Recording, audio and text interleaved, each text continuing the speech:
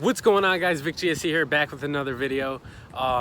Today I wanted to do the first 5 mods you should do to your DSM. So let's get into it.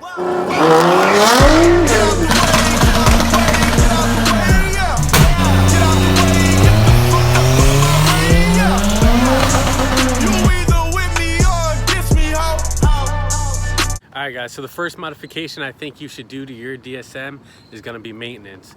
I know you guys probably won't consider this to be, a first modification, but I just think it's very important that you guys do your maintenance. Replace any used hoses that are in here that might be cracked or leaking.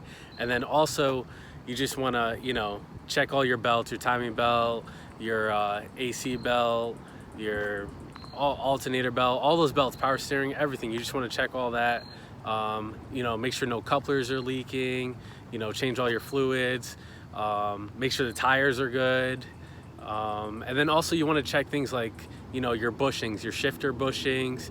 I just replaced mine with these Torque Solution shifter bushings. They're very cheap. I think for the shifter cable bushings and the actual bushings for the shifter assembly was probably no more than like 40 bucks from Extreme PSI. Definitely check it out. I recommend buying them. But you want to just do your maintenance, make sure the car is running good, it's running healthy, you're getting good feedback, and then you are ready to modify your DSM. Your second modification you want to get for your DSM is DSM Link. It's a tuning software where you're able to see what's going on with your car, make changes to your vehicle on the fly, and it's very user-friendly. The people over at ESM Link have been helping the DSM community a lot, so I definitely refer them over AEM and other standalone companies.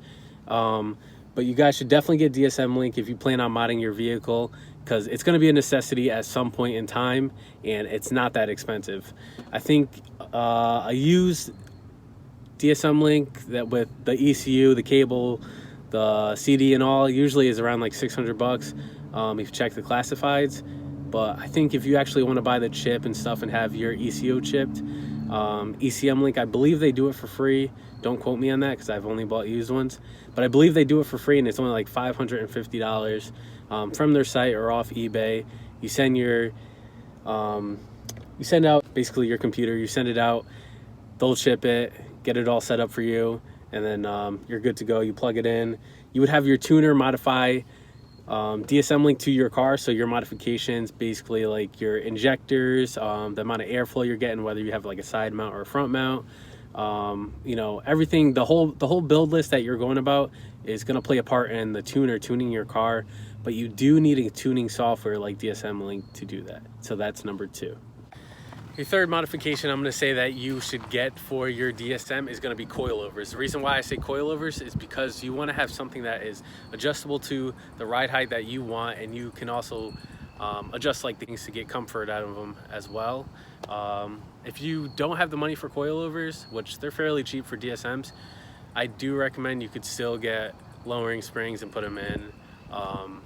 But I would recommend coilovers, just because you're just going to get better availability out of the coilovers than you would a lowering spring that's already set at a preset height. The ones that I have on my vehicle, aren't the best. I actually plan on upgrading. You'll see what brand I plan on upgrading to. I'm really actually, I'll tell you guys, I'm really actually just going to go with either D2 coilovers, Fortune Auto, Megging Racing, or BC's. So out of those 4, you could drop in the comments which one you think is the best, and I might pick the one you guys say. So but I have one company I'm really leaning to just because I've had them in a car before. But yeah guys, if you have a DSM, get coilovers. Alright guys, so for your 4th modification to your vehicle, to your DSM, you want to get a gauge set up. So I have a pillar gauge right here, as you can see. Other people have cluster setups, and some people will modify like their air vents and stuff, and some companies make them to where your gauges are visible. You want to make sure that your gauges are visible when you are driving. You don't want your gauges to be in a spot where they are not visible for you, your tuner, whoever is operating that vehicle, where they can't tell what's going on with the car. Okay, that's number 1, obviously. My gauge setup, I have a boost gauge. which basically tells me how, you know, how much boost or vacuum I am running at that current time while I'm in throttle or off the throttle. But boost gauge, definitely important, so you can kind of tell without having to have the laptop out or guessing it.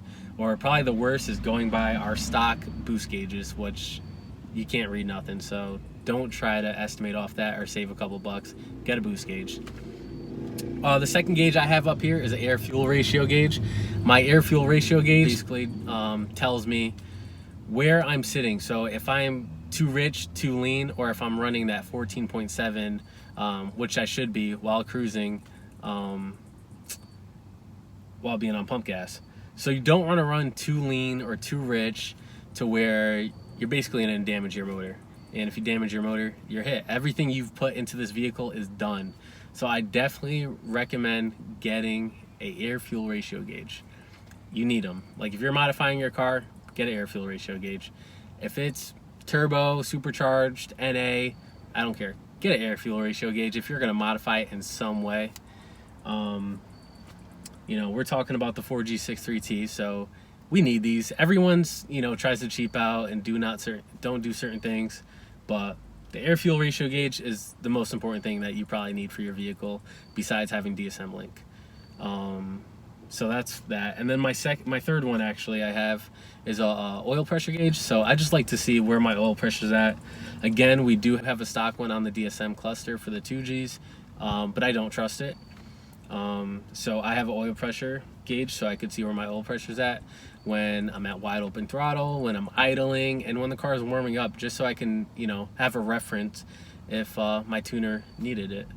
Other gauges you can get, like, is a volt gauge. So if you guys haven't seen my video, I'll link it right here. But this volt gauge right here is awesome. You plug it into your cigarette lighter and it tells you your battery voltage. It's awesome. Get one. It's like $4. If not, get a nice gauge if you want a nice one. Yeah, but there's tons you could get. You know, your coolant temp. You could get a whole bunch of gauges for your car, just so you know at that time and moment while you're driving. You could look at it, you could be safe, and so on. So that's number 4, gauges. All right guys, so number 5, the 5th modification I believe you should get for your DSM is going to be a clutch. The stock clutch that we have in here is basically not going to hold the power that you want to put out on your vehicle.